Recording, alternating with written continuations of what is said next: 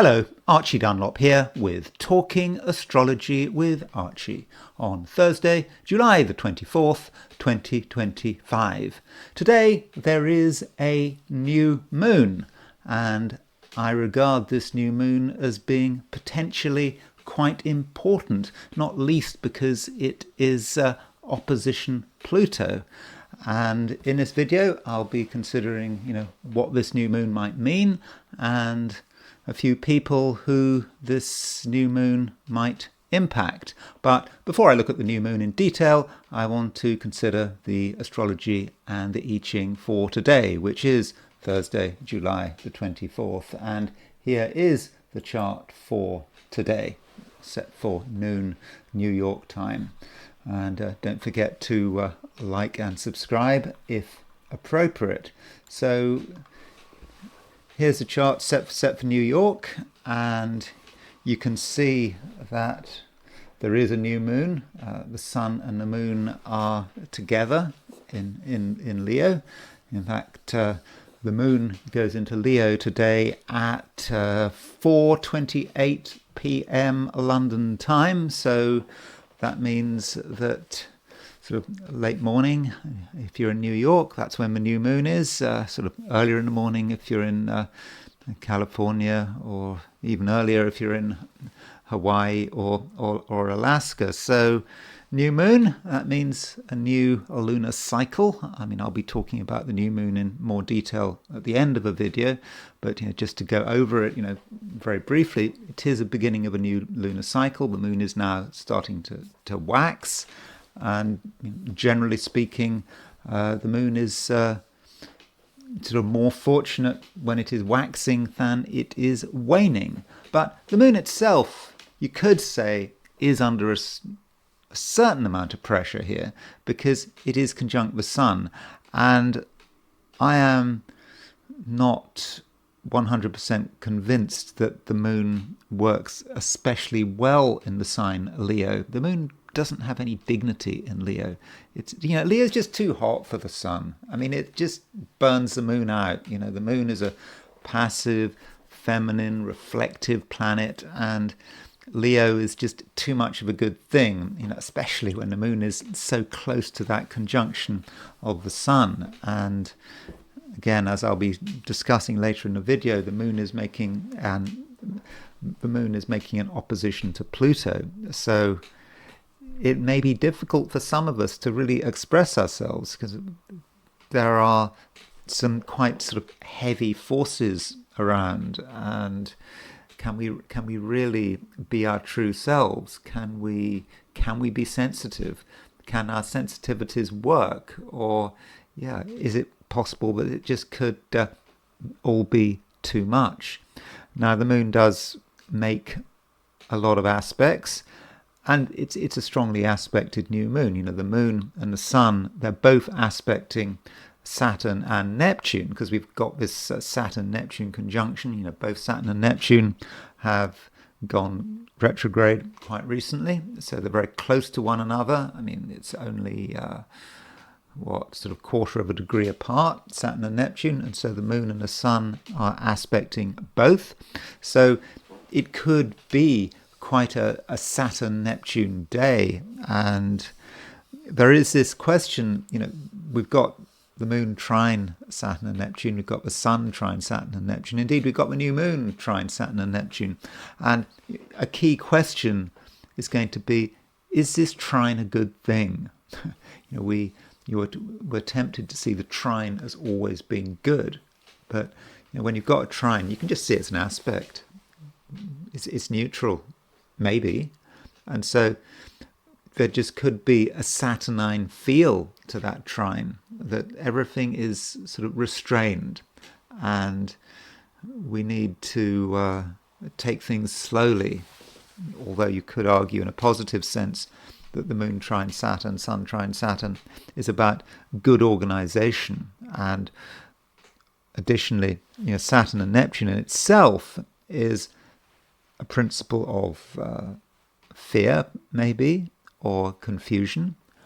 And it's something that is beyond our reach that we're trying to bring into reach, and that's hard work. And maybe with the Sun and the Moon trine Saturn and Neptune, we can sort of bring things down to earth, and it needn't be quite so as difficult as we had imagined. But overall, it is quite a busy day because of this new moon making the aspecting Saturn and Neptune. It's also, we've also got the moon sextile Uranus, because I think we had Sun sextile Uranus yesterday, and so we got moon sextile Uranus today. And so you could say that it's could be quite a significant day. And yesterday we had Venus square Mars, and I talked about Venus square Mars as the headline aspect. That Venus square Mars is still very much there. They're still closely in aspect, and so there is quite a lot to consider. And so that's the picture set for New York, with the moon just in Leo at noon. If you set that chart though for Sydney, Australia, then at noon the moon is at 22 Cancer. So if you are in Australia and New Zealand, the new moon is tomorrow, and the moon doesn't actually go into Leo until tomorrow. So it's one of those unfortunate days where there may be a real difference in the experience of those of you in Australia and New Zealand and East Asia, and for example those of you in California, because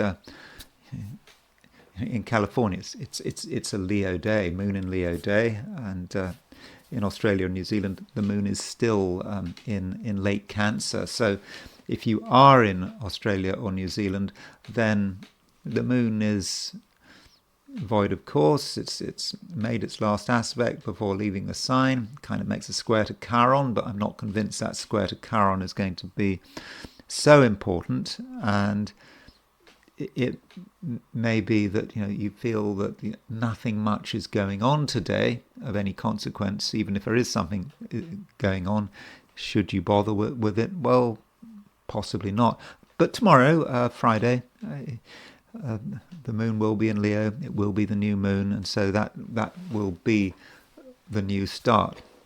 And then there is the heliocentric view, putting the sun at the center of the solar system, and the Venus-Mars opposition, which I've been talking about over the last few days, is ever closer. It's still not quite there, so it's quite a Venus-Mars day, heliocentrically and geocentrically, with those Venus-Mars aspects, and that can create tensions and incompatibilities. Realizing that you and someone else might be very different from one another. You have just different responses, and you could clash. And additionally, we have Earth conjunct Pluto. Now, geocentrically, we've got Sun opposition Pluto today.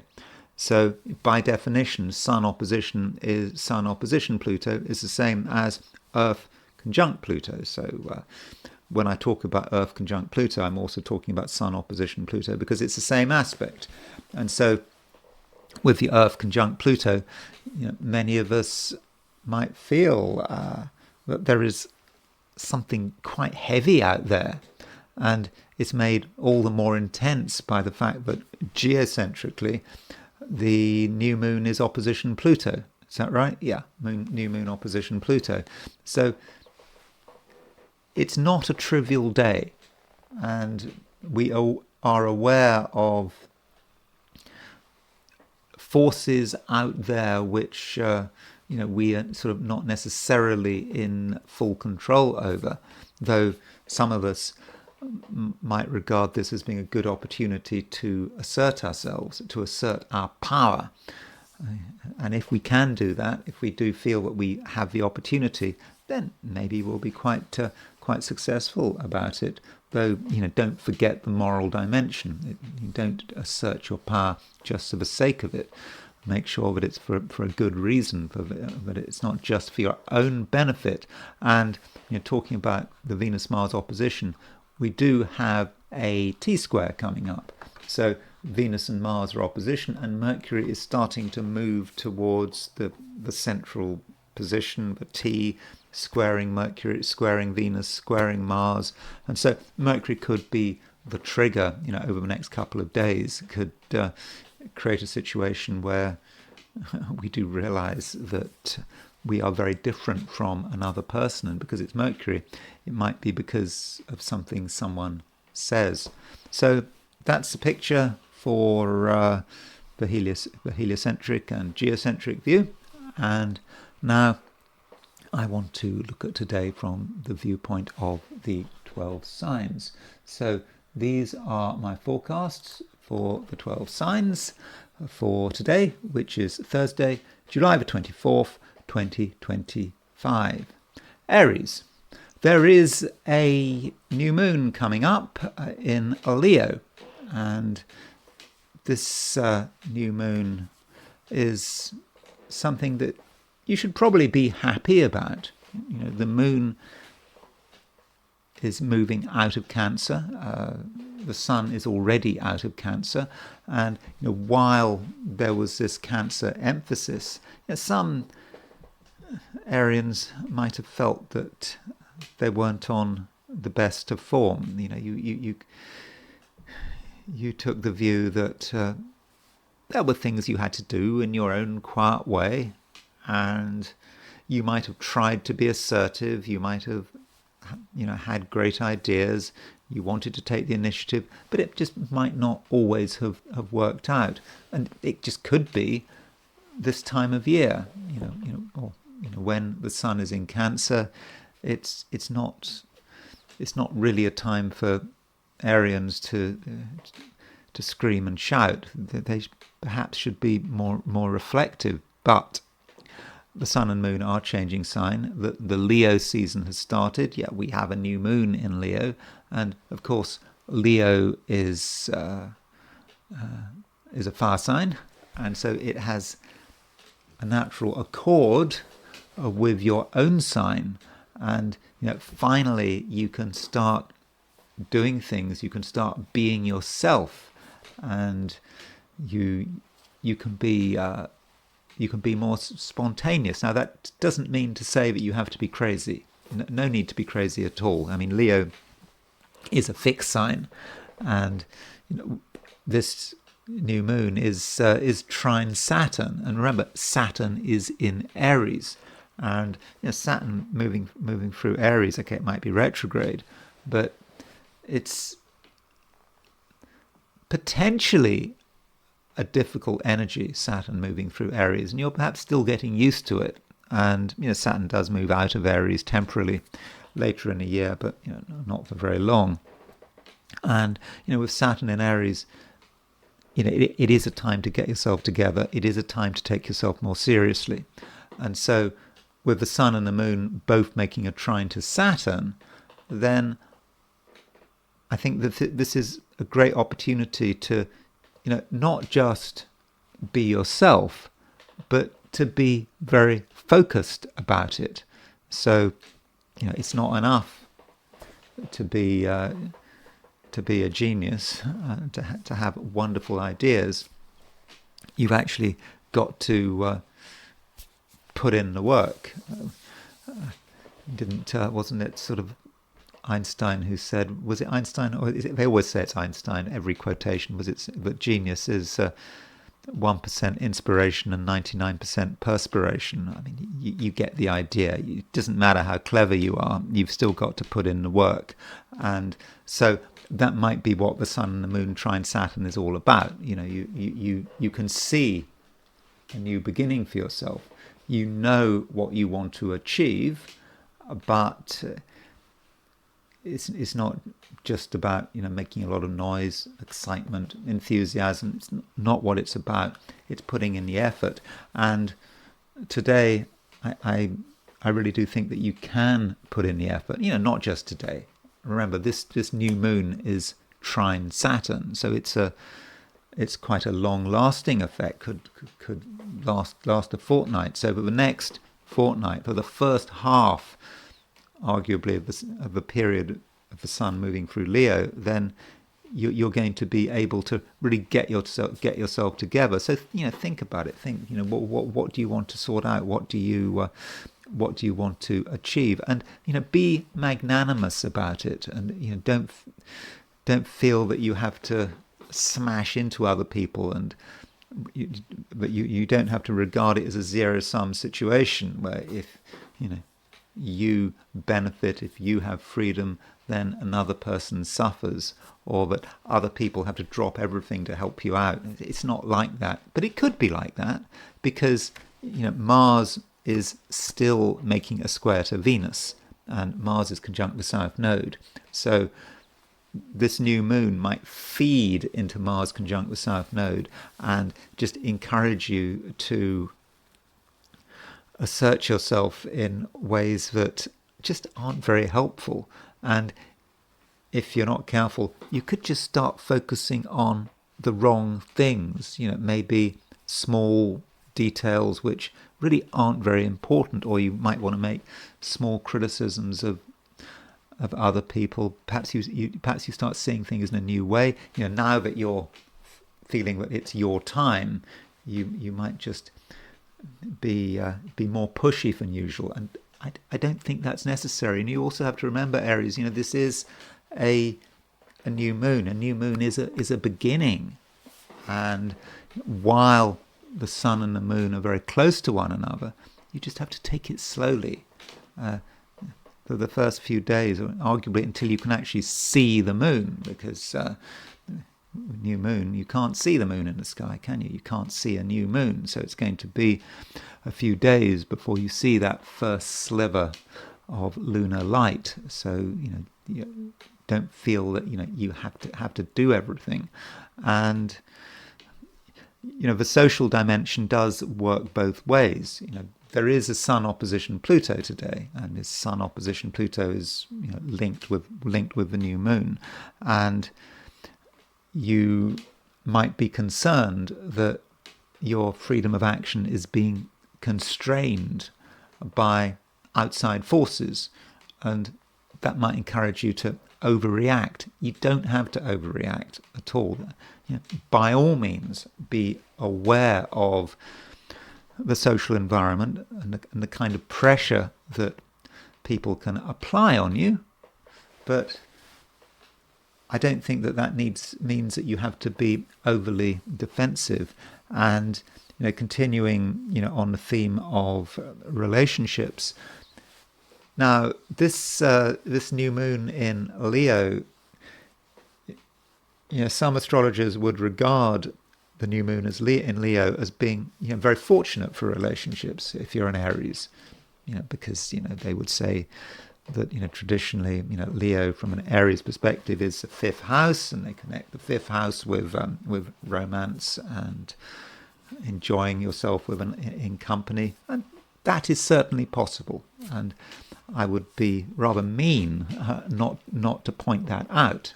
So if you and another person are on the same wavelength, then the relationship really can blossom, and you can have great fun. On the other hand, Venus is still square Mars, so watch out, and you just don't want to come over too strongly with Venus square Mars, or you don't want to show your rough edges. It would be unnecessary, and it could spoil things. Taurus. There is a new moon today. The new moon is the main thing going on, I think, and this new moon is in quite an important part of your chart. It's in a part of your chart that relates to your home and your fundamental being, and so with this new moon, you might be thinking about where you are living, your domestic environment, perhaps your family, and you might feel that this is a new beginning. I mean, that's what new moons can be about. And I should say that if you're in Australasia, then this new moon won't be until tomorrow. But the sun is still in Leo, and it's still opposition Pluto, so it might not be quite so immediate in Australasia, but it's still going to have some impact on you. You can still feel the new moon starting to develop.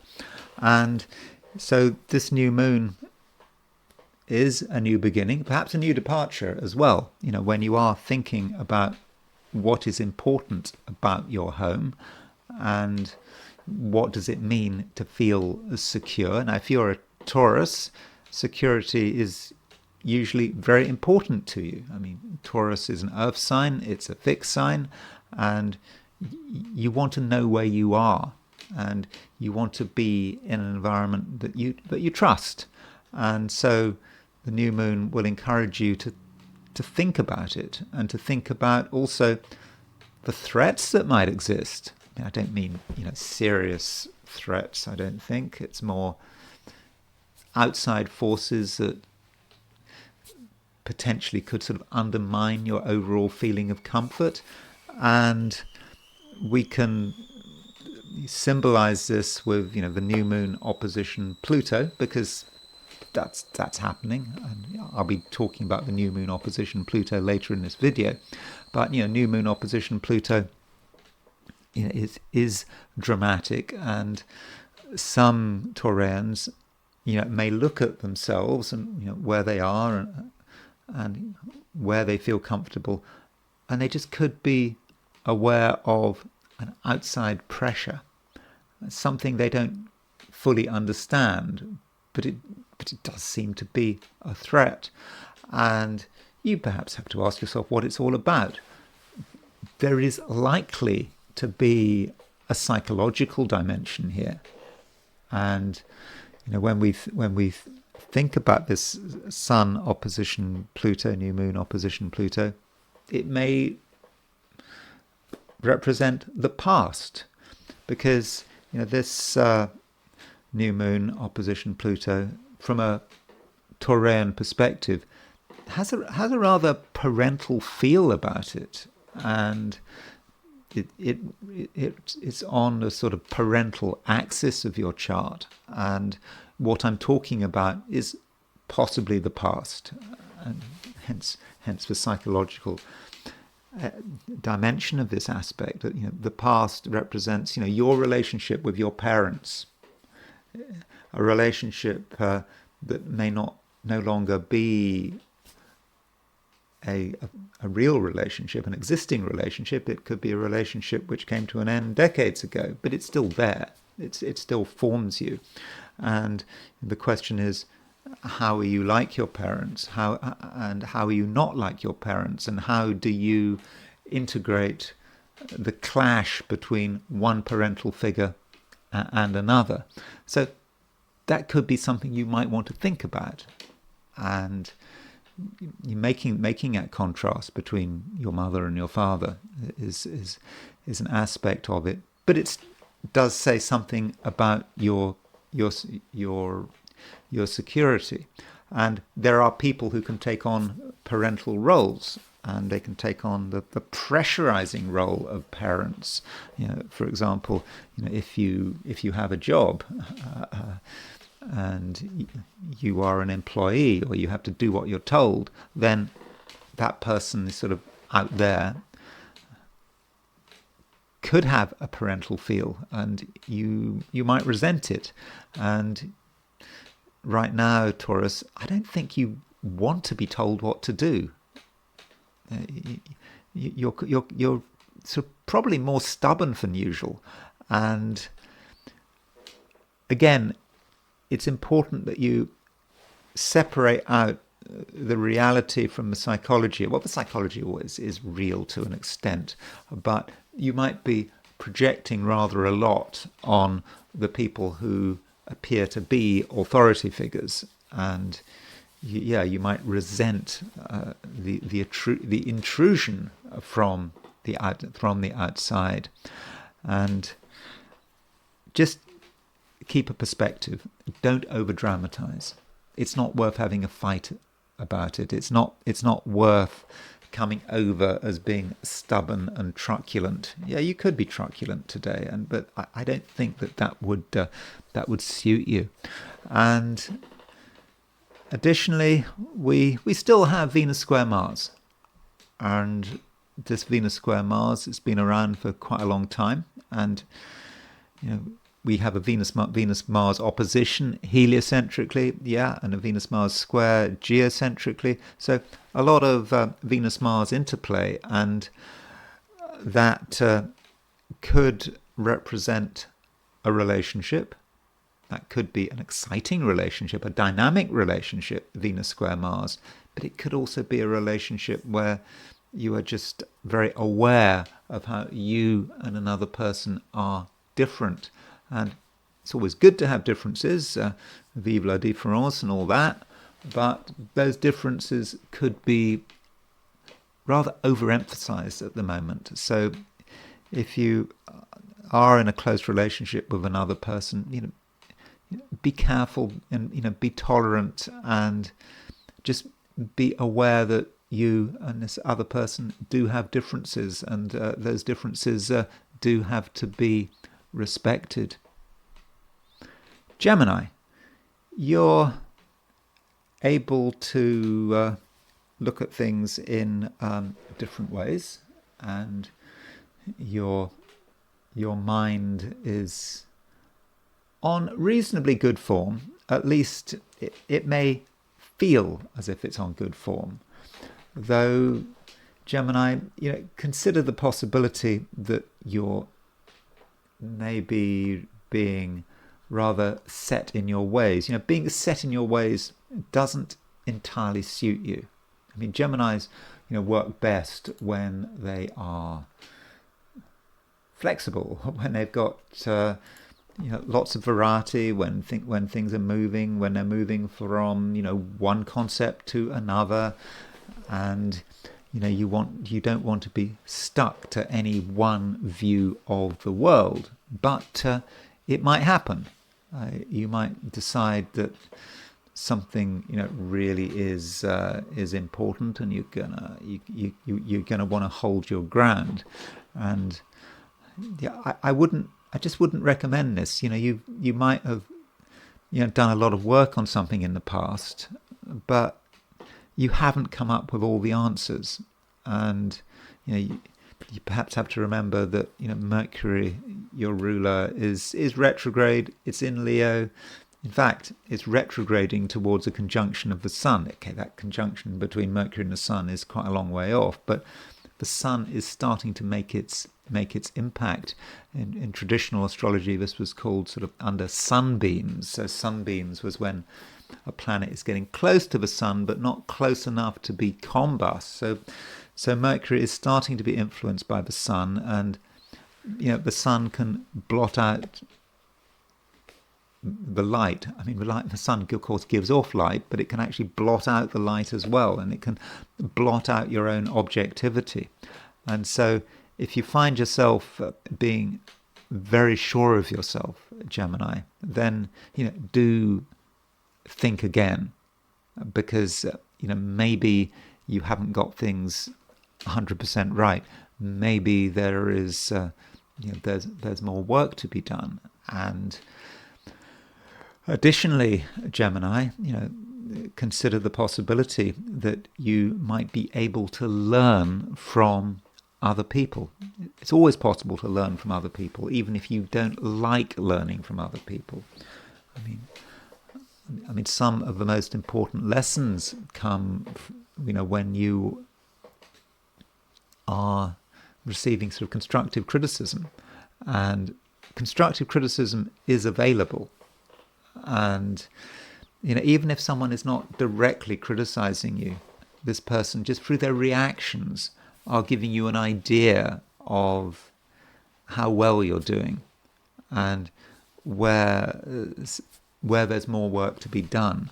So perhaps you should spend time with people, particularly people who you respect, who seem to have sort of more knowledge than you. Now, Gemini, that can be hard. That can require some humility, but you really do need to understand that you haven't got all the answers, and if you accept that you haven't got all the answers, then things just become a lot easier. And if you show some humility, then it will be fed back to you in the form of just good vibes. People will appreciate it. And so if you adopt the right approach and you're not too hung up on your own brilliance, then from a social perspective, I think that today can really work very well, and you can enjoy other people's company. But don't take things too seriously, and certainly don't take yourself too seriously. And additionally, we shouldn't forget that Venus is still square Mars, and so Venus in Gemini, like I said yesterday, it's a great place for Venus. If you're a Gemini, you know how to respond. You should know how to respond, but there's just something that might mess things up, and that Venus square Mars just could be your own stubbornness. You want to hold on to something you believe in, and you might want to just dig down, dig in.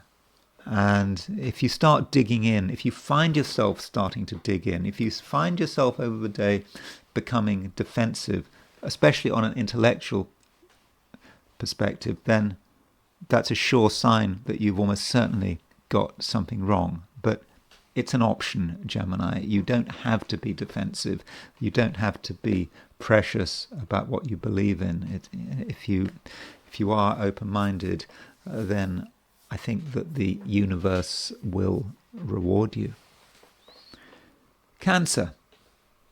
The day is going to be dominated by a new moon. Okay, this new moon won't be until tomorrow if you're in Australia or New Zealand, but still, the new moon is pretty close. The moon is getting really close to the sun, and this new moon, generally speaking, may not be entirely easy. This new moon is opposition Pluto, and it just could create complications. And additionally, Cancer, you might feel that you're under pressure, that things aren't easy, and there's a danger that you might burn yourself out. Okay, that's probably an exaggeration, but the reason I use those words, burn yourself out, is because the moon is close to the sun. And so if the moon is your ruler, which it is, and it's in Leo. Leo is a sign ruled by the sun, obviously, and the moon is moving towards a conjunction of the sun. So that could be exhausting, and it sort of almost contradicts what Cancer is all about. Cancer is a sensitive sign, it's a reflective sign, and so getting all that attention from the sun just could be really quite difficult to deal with. So Cancer, it matters that you give yourself room to breathe, and that if your Cancer sensitivities warn you about a situation, then listen to that warning. Cancerians are very good at protecting themselves, and because of their sensitivity, they can see a problem a mile off. And so, resist outside pressure. You might be pushed into doing something you don't really want to do, but today you have to do things your way. I really do think that matters. And as far as what could get you down, the sun and the moon are in Leo. So Leo is a sign that can relate to money. So it's a new moon in a financial sector of your chart, and so when it comes to money, there may be a lot to think about, but if you think about it too much, it could be exhausting because this new moon is opposition Pluto. And so when you're dealing with financial issues, if you're dealing with financial issues, it may not be relevant to you, but if you are dealing with financial issues, it's very important that you do it at your own pace. And as you think about money, it does occur to you that things are probably more complicated than they seem, and that's kind of an ongoing trend. Ever since Pluto went into Aquarius last November, the concept of money being complicated has started to sort of weigh in on you. And now that you've got the new moon opposition Pluto, you really you start to see it. So you do need to take things seriously, and you need to take yourself seriously, and you need to take self-protection seriously. Now, so far I've been rather negative, but there is a silver lining to today, and this new moon is trine Saturn, and the trine with Saturn does allow you to bring things under control, and perhaps that's what you should be striving for. So things might seem complicated, they might seem difficult, you might not be sure what to do next, and at the same time, you could be afraid of chaos. It might just be round the corner, and it might feel as if it's just round the corner. But the new moon trine Saturn, okay, it does trine Neptune as well, but I think it's the Saturn that matters here. The new moon trine Saturn, does allow you to work out what's important, and also to just stabilize things, and you can make sure that you do things not just in your own way, but also at your own pace. And so if you can look after yourself and you can just focus on what's important, it can be an okay day, especially when it comes to work. So if you're working today, things very much have to be on your terms, but you choose what you want to work on. I think that is quite important, if possible. Choose what you want to do and do it well, and make sure you're comfortable with what you're doing. It's not a time for taking risks or for doing pieces of work you don't really understand, or where you have to get a lot of help and advice. Although, as far as relationships are concerned, the moon is making a trine to Saturn, and it could be that the right person could be very helpful. Saturn might be representative of someone who knows what they're doing, who can provide help and advice, and provided this person is on your side. They're not trying to score points. They're not trying to use your weakness against you. I don't want to say that you're weak. By the way, I don't want to create self-fulfilling prophecies. I don't want to undermine you, but you just have to be aware today of your vulnerabilities, and of course, being aware of one's vulnerabilities can actually make you strong. Leo, it's all happening, isn't it? Emphasis in Leo. We've got the moon moving into Leo, and we've got a new moon in Leo. So the Leo season has very much started, and I hope that you're able to take advantage of it. So if we're talking about a new moon, we may well be talking about a new beginning. Over the last few weeks, there may have been times where it might have been difficult to get yourself together. You might have been distracted.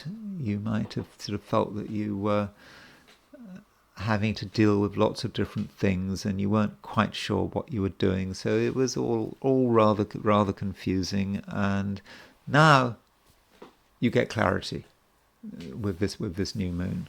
So over the next month, it's a time for getting the show on the road.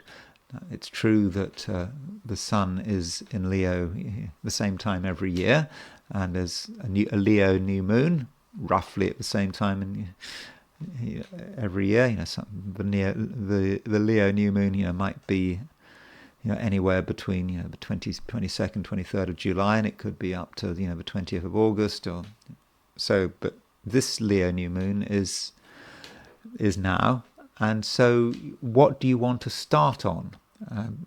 And you need to start somewhere, and you shouldn't allow any passing feelings of tension to get you down, because some Leos are going to feel tense today.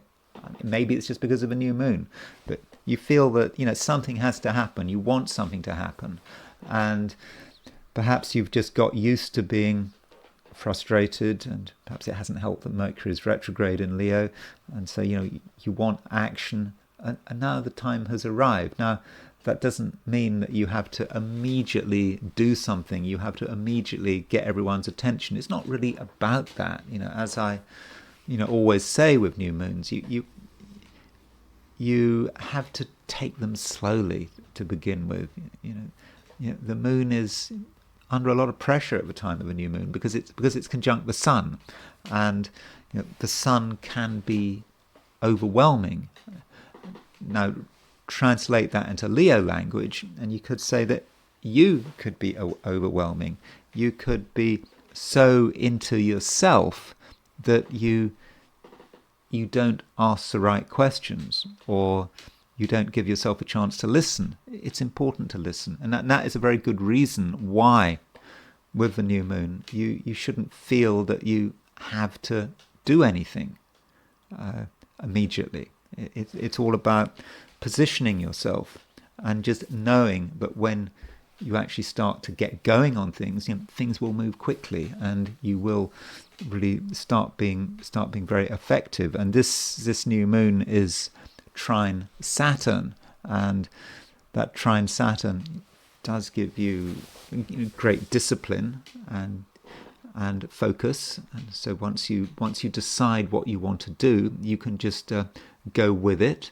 And also, the new moon is trine Neptune, and so part of what it might be about is taking an idea or even a dream that might have felt unattainable, and being able to bring it down to earth. And it's an idea that could really be very original and almost cosmic in its originality.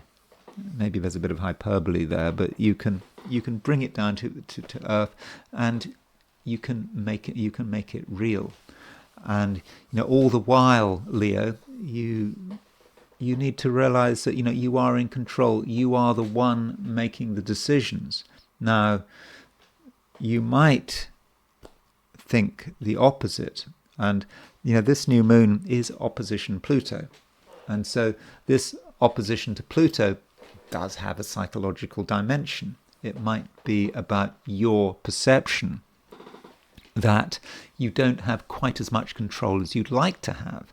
I mean, Pluto can be representative of things that you're not entirely conscious of, and they seem to be holding you back.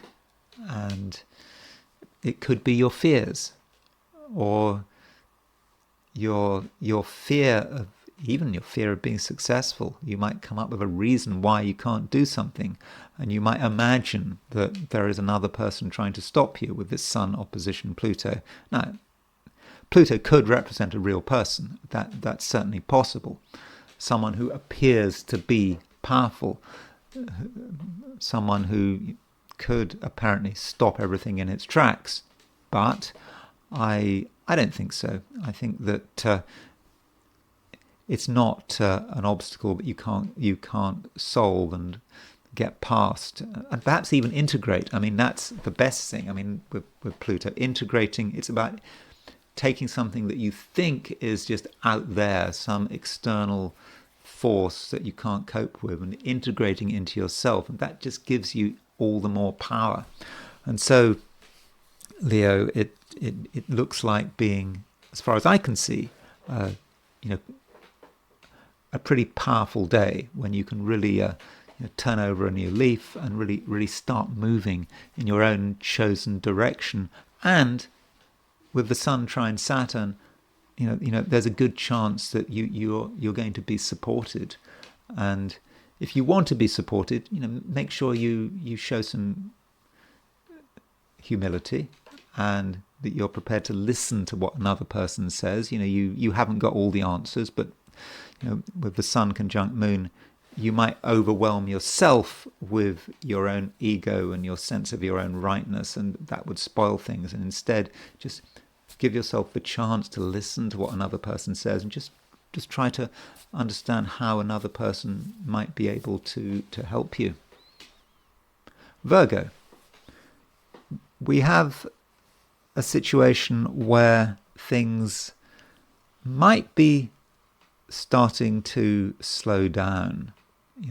As a Virgo, right now, you do want things to happen. You want action, and you perhaps put a high premium on making things happen. And part of that is connected with the fact that we've had this Venus-Mars square, and that Venus-Mars square is still very much operational.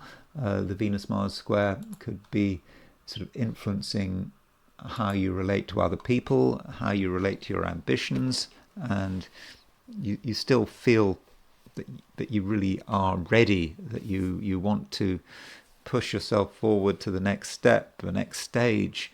And with Mars making a conjunction to the South Node, that Mars conjunct South Node is starting to fade, but there's some danger that you take things too far, but the brakes are being applied. And this is because the Sun, the Moon, they're moving into Leo, and you're perhaps seeing that you don't have to take things as quickly as you thought you had to. That also, you may be starting to feel the influence of Mercury being retrograde. Okay, Mercury has been retrograde for some time, but perhaps it's now having an impact on you. You're beginning to see that some of your ambitions are not achievable overnight, and that you do need to give yourself more time. And perhaps there really is no hurry. The Virgo season. Okay, you've already got Mars in Virgo, but Mars will be moving out of Virgo quite soon. But it's only a temporary break, and the Sun, in less than a month, the Sun will be in Virgo, and so that is perhaps something to look forward to, and something to align yourself to. In the period before the Sun moves into Virgo, it is a time to slow down, and this is especially the case while Mercury is retrograde. Remember, Mercury is retrograde until I think it's August the 10th, 11th, something like that. So while Mercury is retrograde, do sort of apply the brakes, and don't feel that everything has to be done immediately, because it would be unnecessary. And you could say, Virgo, that you have done the work, you've done the preparation, and sometimes having done the work, it's best to just put it away and just leave it. And it's like one is sometimes advised in a sort of academic setting. If you write an essay, you write an essay, you write the first draft, and then you just put it away for a few days. You don't look at it, and then you come back to that essay after a few days. You have another look, and and you understand it, and you know what needs to be changed, and you just, but you don't. But if you keep change, if you try and change something the moment you've done it, you get confused, and you get overwhelmed by it. So give it a break, and that's probably the best way of handling it. And also do work on your strengths. And if you're not thinking about yourself, and you're thinking about other people, and you show an interest in other people, and you're prepared to listen to them, to talk about what's important to them, that's going to go down very well. Because if you handle it correctly, Virgo, I do think that your ability in a social sense is really going to be very good. And the more you think about other people, the more people are going to like you, and they'll be prepared to help you at a later stage, because you've got to think about the future.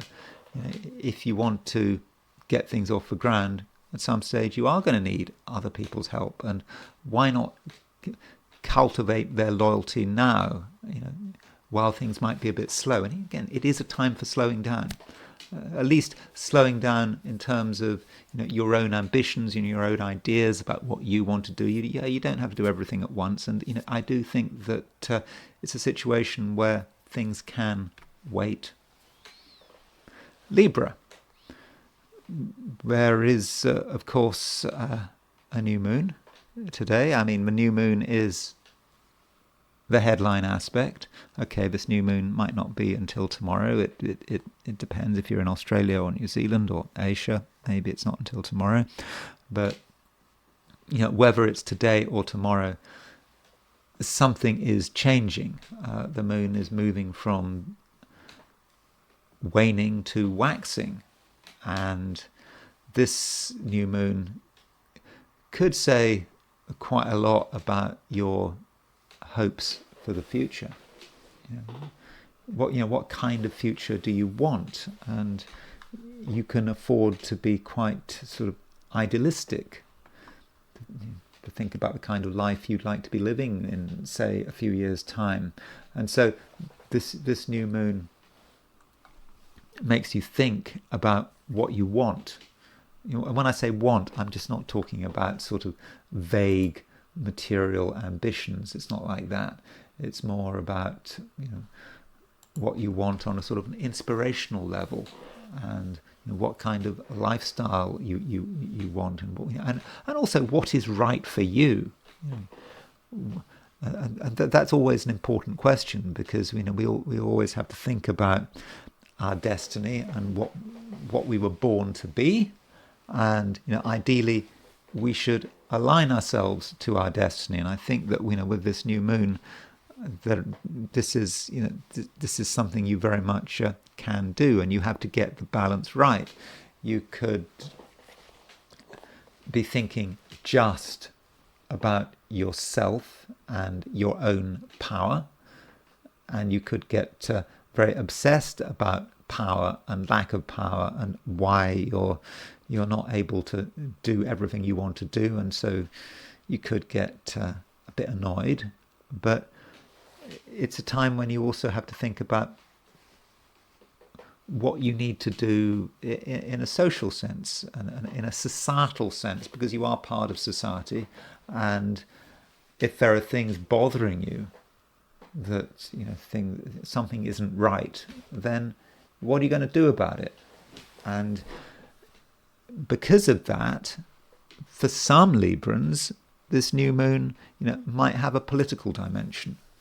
And I'm not saying you sort of go into politics or anything like that, but you have to see yourself as part of the group, and if something is wrong and that maybe offends your sense of balance, then maybe you need to do something about it. Write a letter, make a comment, make a public comment at a city council meeting, for example, if you're in America. So don't regard yourself as being helpless. even in the face of huge trends and events which seem to really crush you as the individual, but it needn't be like that. And most Librans do have very good political instincts. Now, as far as other people are concerned, Venus is still making a square to Mars. It hasn't quite gone away. In fact, from a heliocentric view, Venus is getting really close to an opposition of Mars. So we've got geocentric Venus square Mars, heliocentric Venus opposition Mars. That heliocentric Venus opposition Mars getting really close. I think it's tomorrow or the day after that the opposition is exact. And that continues to emphasize the difference between you and other people. And the closer you get to someone, the more those differences become apparent. And if you have some vague relationship with someone, nothing too serious, it's all very light and free, then perhaps you never feel the Venus-Mars aspects. But if you are close to someone and you're dealing with another person's personality and emotions and way of being, then these differences are going to become very obvious. And the question is, what do you do about it? It could be something very dynamic. It could be very exciting. That's possible. But it could also be a situation where someone is not fully respecting your boundaries. That could be the case. Now, it's a situation which is not going to get much worse, and it may just be Libra. But it could be about sort of defining your boundaries, and also the concept of defensiveness matters. And again, this goes perhaps back to what I was talking about with politics.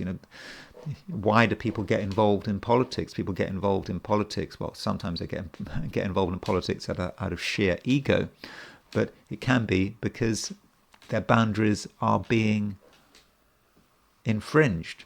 They see that something is going on which is preventing them from enjoying their life as they should do, but perhaps infringing on their freedom to enjoy life. So those boundaries are being infringed, so they need to do something about it.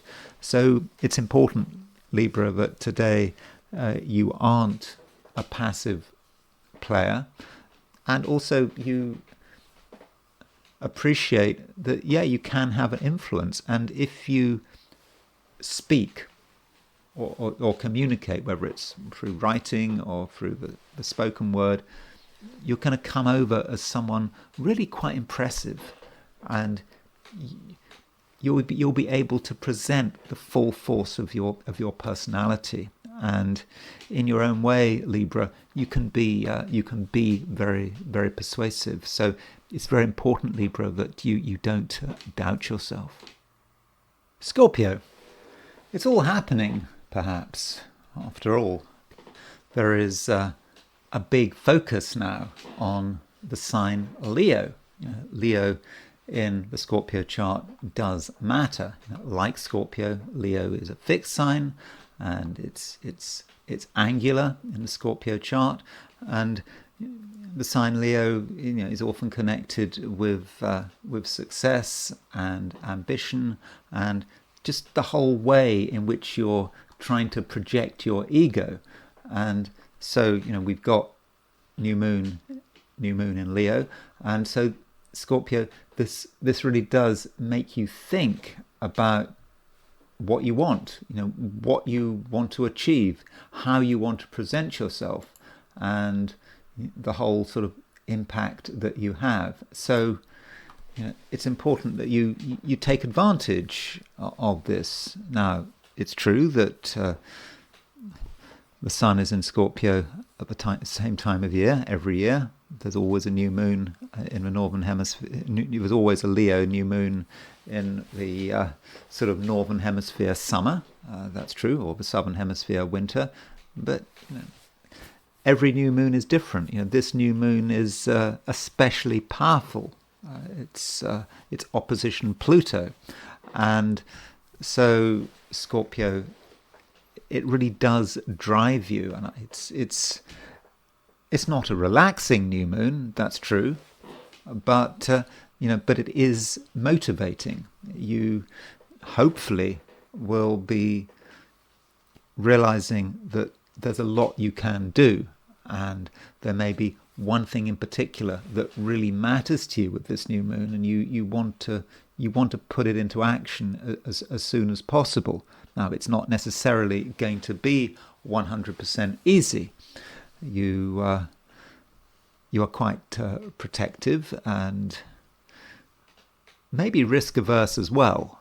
I mean, this new moon is opposition Pluto, and so the Pluto might represent you and your boundaries and what's important to you, what you're prepared to risk, making sure that you are safe and secure, and perhaps being quite obsessed about your own security. But you can't be so obsessed that you're closing yourself down, because you have to keep moving. I mean, that's what life is all about. Life is a dynamic process, and so with this new moon, you need to be dynamic. And if you're working, then hopefully you've got some ideas. But it's more than ideas. I mean, ideas, that sounds rather trivial. It's probably more serious than that. Something you just feel that you want to do, and it's an essential part of who you are, and you certainly can do it. And you might think, oh, you can't do it because it's too difficult, but it's not about some huge single dramatic initiative. It's not just about that. It's about slowly moving towards the achievement of your goals. And this new moon is trine Saturn, and so that new moon trine Saturn, it gives it substance, and it's trine Neptune as well. So Neptune is perhaps the ideal, something you would like to happen. It might be far-fetched, but Saturn creates a possibility of really actualizing it. So new moon trine Saturn, new moon trine Neptune is about you working hard to bring something down to earth. And at first it just might seem quite fantastic, just something that is important but just too vague. You can hardly touch it. But by working at it day in, day out, then you're going to start making progress. And because it's a new moon, you shouldn't expect immediate results. Whether the new moon is today, Thursday, it could be Friday if you're in Australia or New Zealand, but it's not like, oh, I didn't achieve much by Friday afternoon, so it all must have failed. New moons last. They certainly last a fortnight, and they could last longer. I mean, they could last until the next new moon. I mean, the next new moon is when's the next new moon?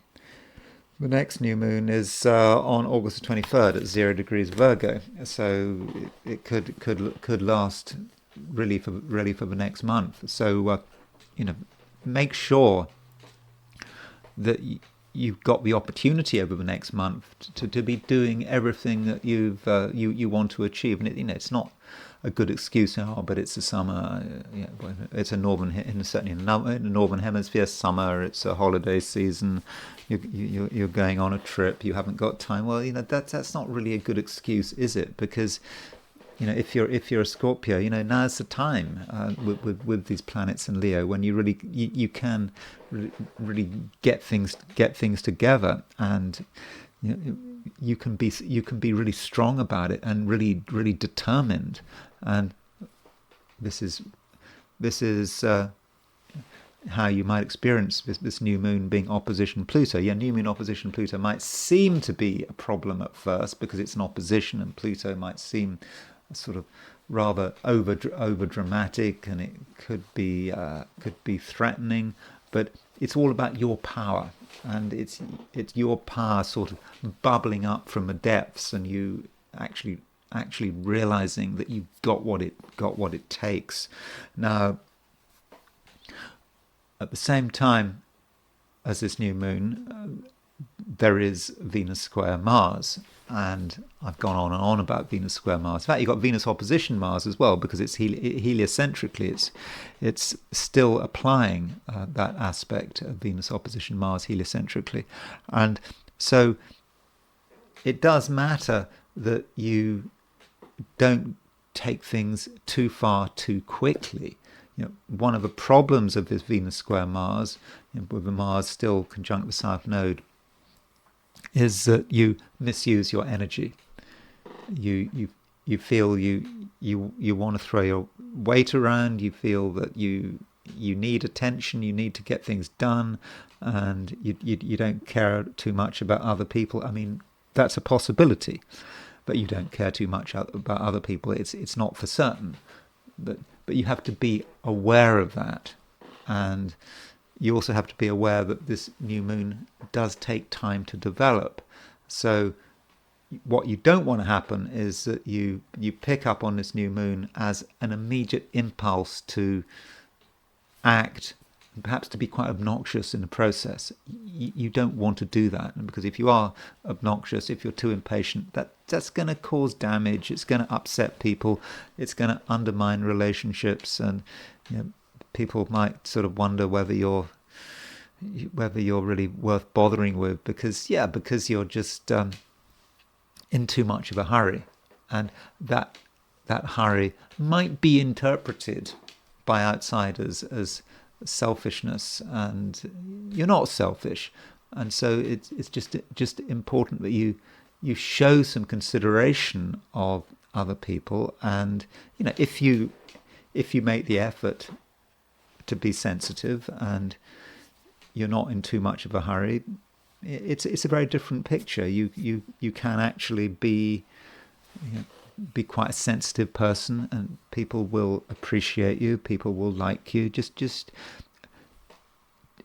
however much in a hurry you feel yourself to be in, you've got to make sure that hurry isn't picked up by other people. Don't let other people feel that you're pressurizing them, and that requires a bit of sensitivity on your part, but you're a Scorpio. I think that you can handle it. Sagittarius. It may be a time to go beyond yourself.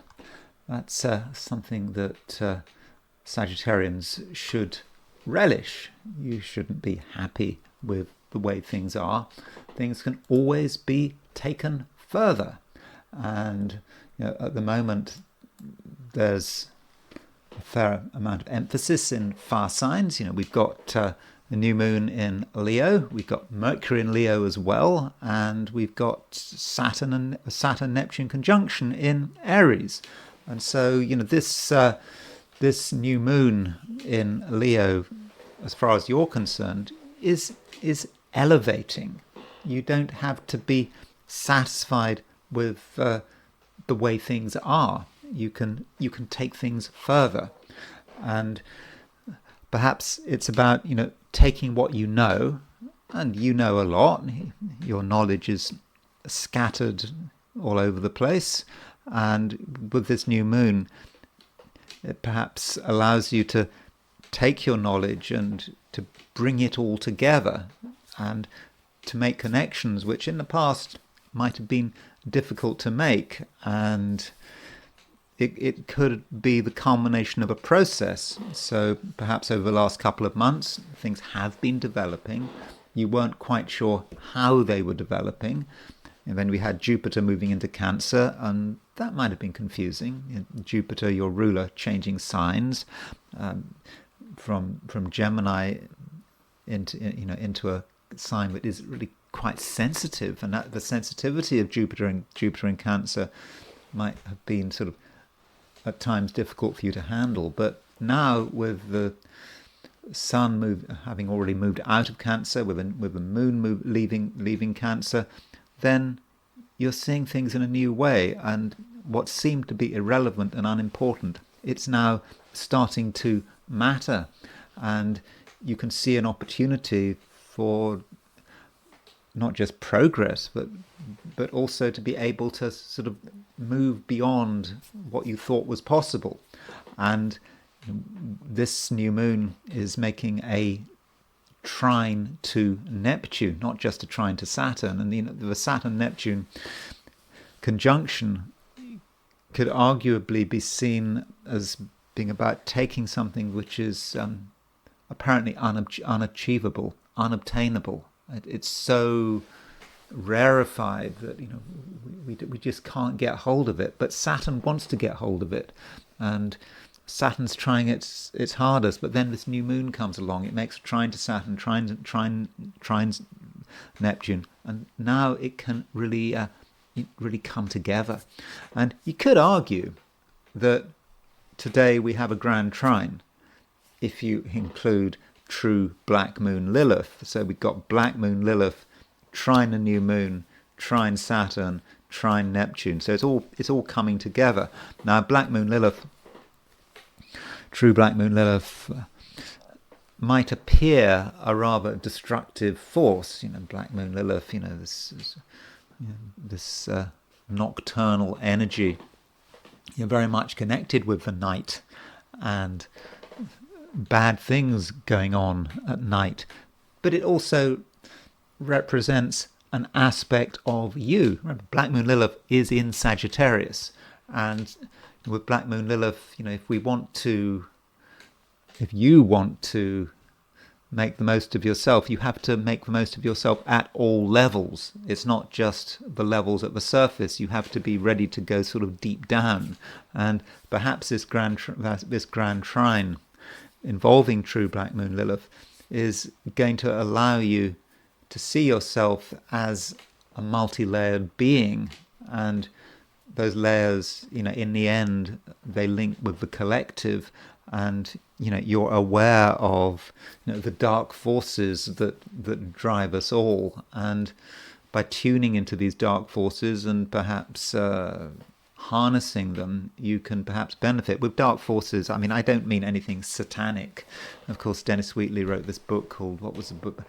I don't know if you've come across Dennis Wheatley. He was really big in the 70s. He used to, and before, in the 60s and the 70s, he would write. He wrote loads of novels. Some of his novels were about the occult and black magic, and he wrote this book about Nazi Germany and black magic, and it was called They Used Dark Forces. But I'm not talking about dark forces as in anything satanic. It's just forces that are under the surface that we don't fully understand, that can seem dangerous, but they're not dangerous because they're part of who you are.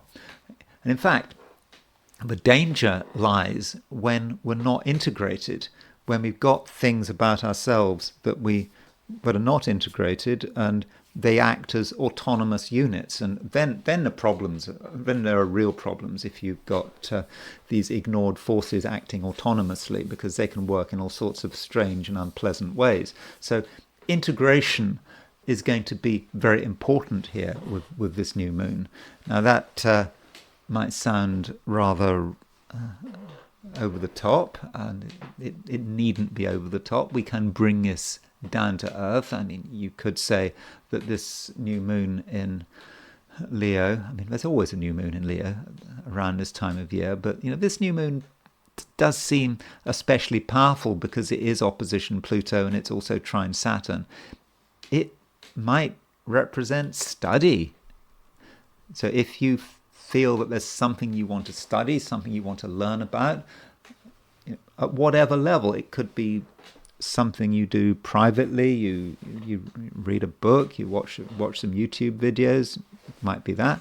It could be doing a whole degree at university. It depends on your situation. But if for example you really have been wanting to do a course of formal study, like taking a degree or some form of certificate, some sort of certification, then this new moon should give you the opportunity, especially as Saturn is involved.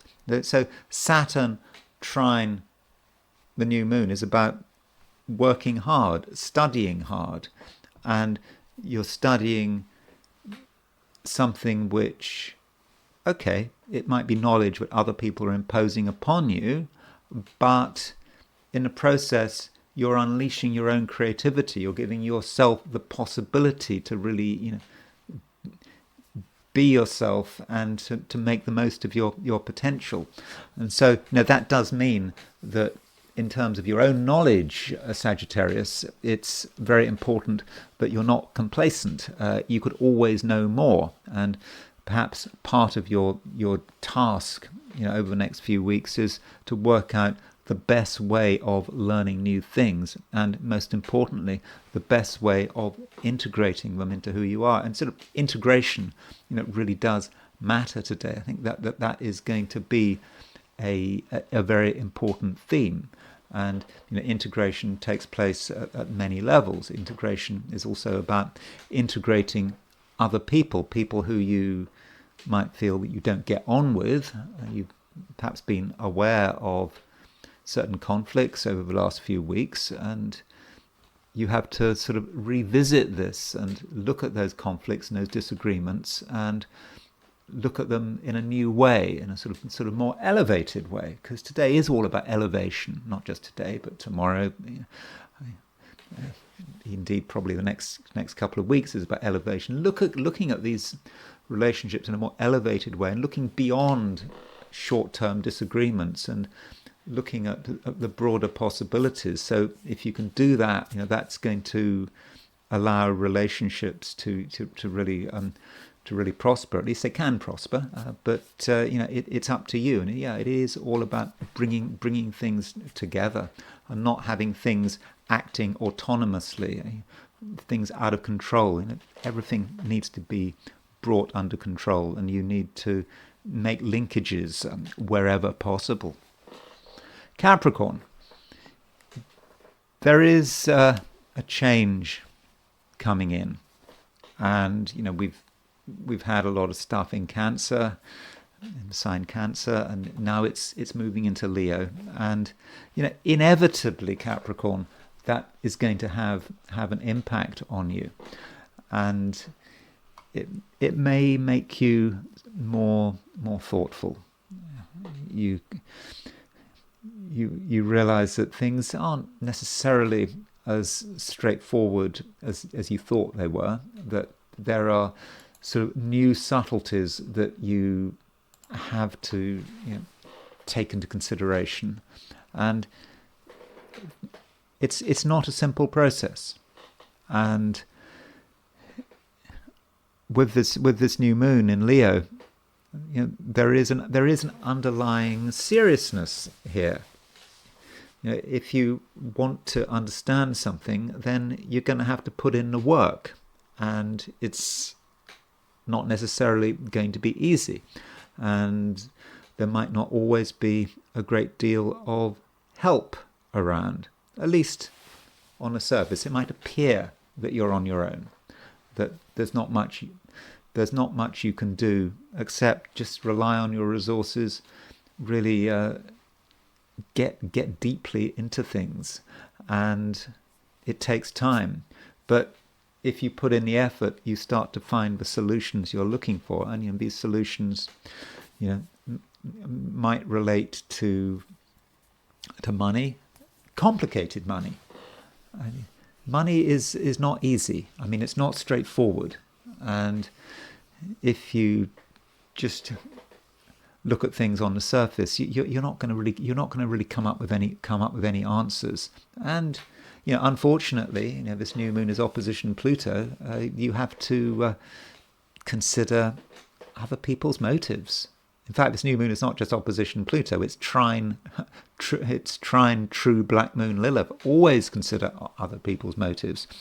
It's tempting to think that other people don't have motives, that we're the only person on the planet that has motives. Of course, that's not true. So consider why people are doing things, especially when it comes to money. But at the same time, do trust yourself. This new moon is making a trine to Saturn. Saturn is your ruler, and Saturn can take things which are really complicated, and it can bring them down to earth. And that's what you're struggling to do. Yeah, you have to really explore things, really get into the messy details. But once you've got into the messy details, you have to bring it all together and bring it down to earth. And with this new moon trine Saturn and new moon trine Neptune, this is something that you very much can do. Now, on the way, there may be a few surprises.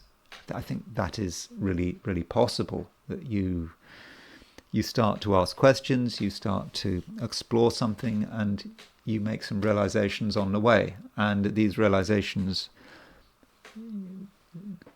could be dramatic, and they may force you to reconsider your overall approach. You have to constantly change your approach to fit changing reality, or at least your changing understanding of reality.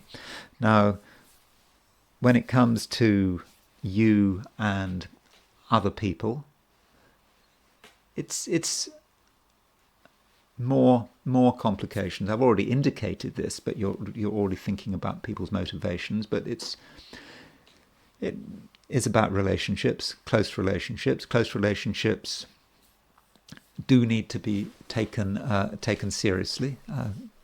You're serious, other people are serious, and with a new moon today, or it could be tomorrow if you're in Australia or New Zealand, it's not always going to be easy for people to tell you what's on their mind.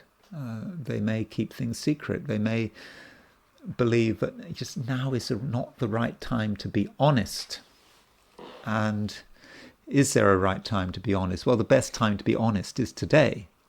But if you become aware that something is being withheld from you, there is a question of, what do you do? How do you find out what's going on? You could just ask direct questions, but that's probably not the right approach. I mean, Capricorns can be quite direct and earthy, why hide? Just let's be honest about it. And that can be a Capricorn approach.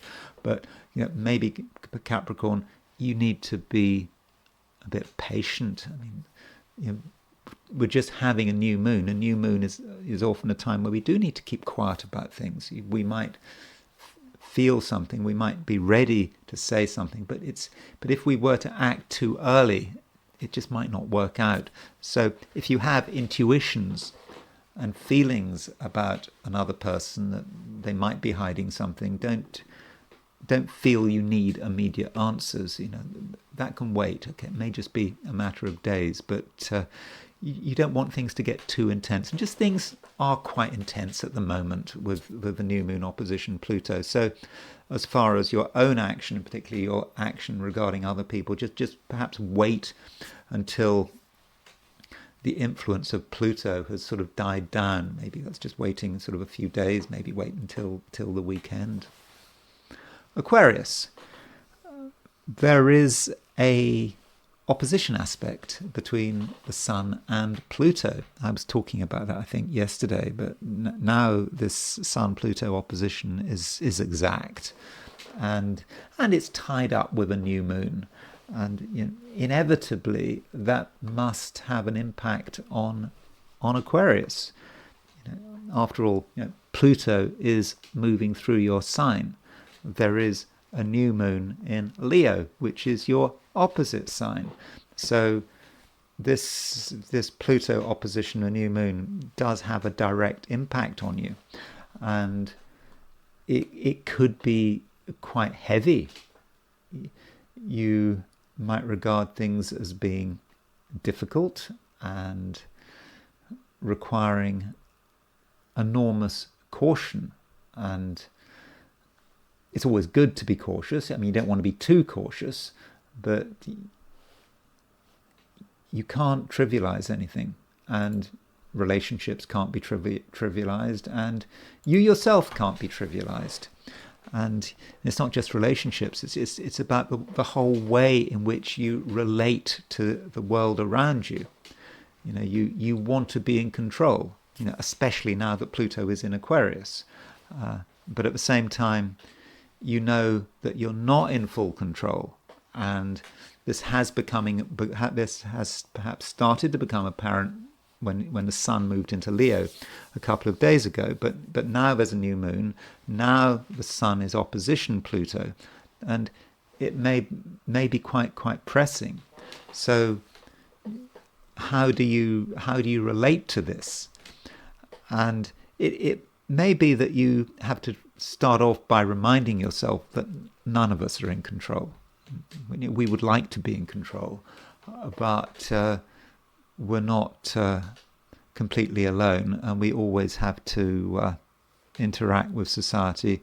We have to interact with the people around us, with our families, and whoever else we might have to be concerned about. So that just might be just a fact of the human condition, but it does go further than that at the moment. And so Aquarius, any relationship has the possibility of impinging on your freedom of action, and you have to work out whether or not that's a good or a bad thing. Having total freedom is not necessarily great. If you've got total freedom, well, you do what you like, but does it mean anything? Sometimes we have to accept constraint, and so you have to get the balance right. How much constraint do you want to accept? How much are you prepared to put up with? And you might regard yourself as being a free spirit, but if you're a free spirit, you could get yourself into trouble. And additionally, some people have your best interests at heart, and you might not feel like it. You might feel that someone is meddling in your life, but do ask yourself, what they are thinking, what they are planning, and don't assume that everyone is an enemy, or everyone is trying to constrain you, because that is not true. Now, one aspect we do have is Sun trine Saturn. Now, this Sun trine Saturn, I would regard as being quite a fortunate influence, and Saturn is, of course, your ruler.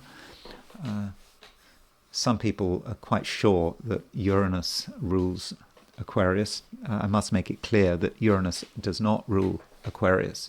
Uranus has an association with Aquarius, but this connection between Saturn and Uranus is a modernism. I mean, Uranus is a discovered planet. Before Uranus's discovery, Saturn ruled Aquarius, and it still rules Aquarius, and probably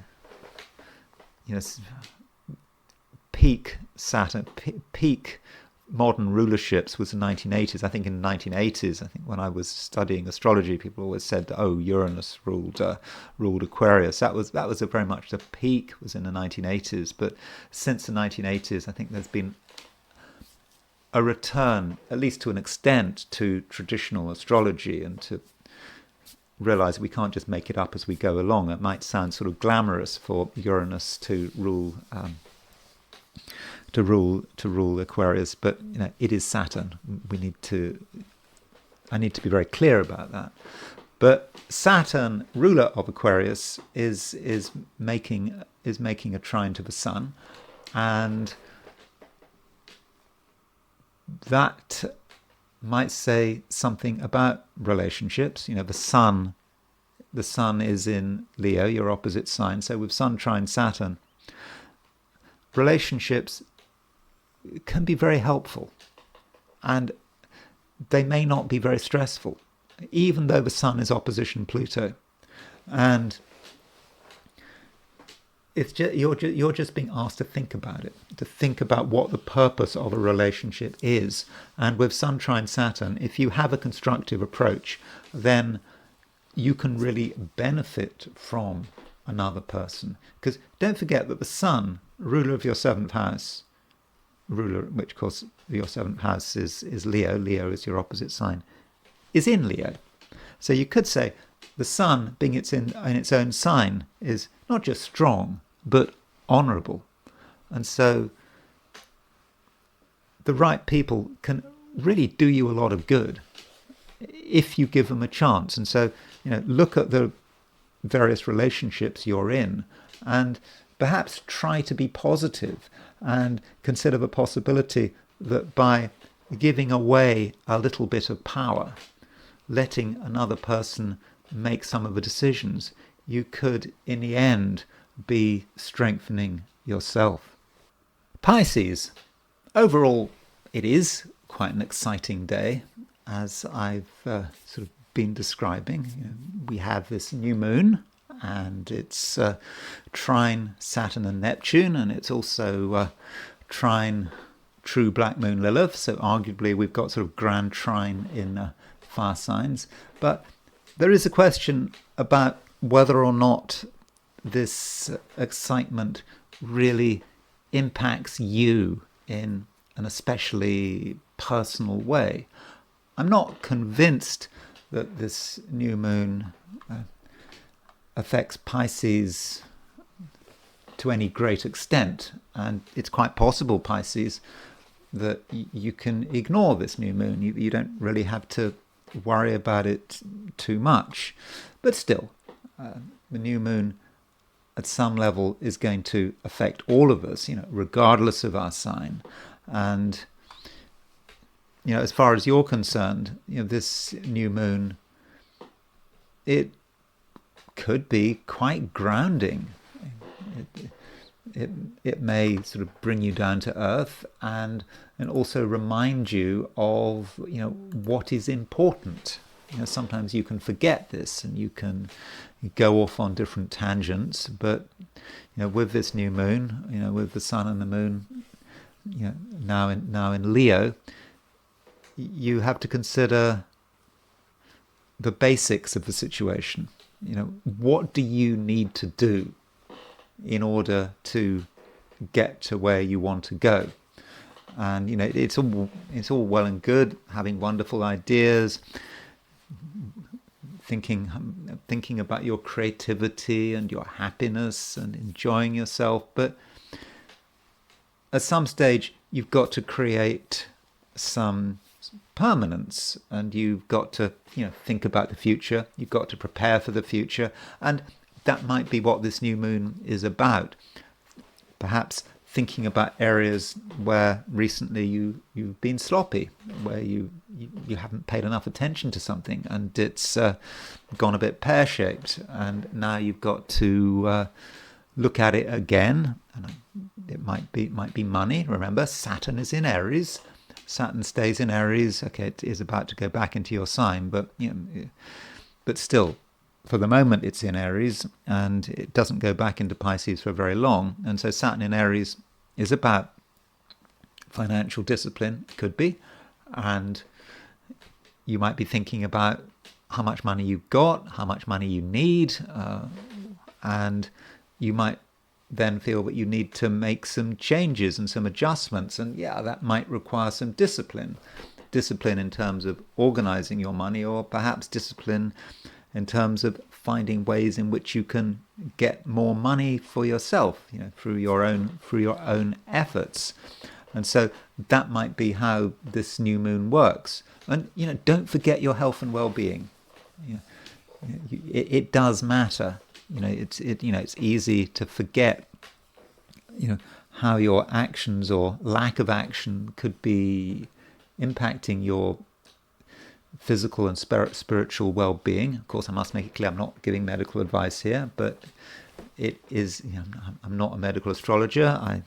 I'm just talking about sort of lifestyle rather than anything specific. But there are things you could do to make yourself feel healthier. And I'm a bit worried about talking about specifics, but you could say that with planets in Leo, you think of the heart. I think you can think about the back as well. I think that Leo rules the back.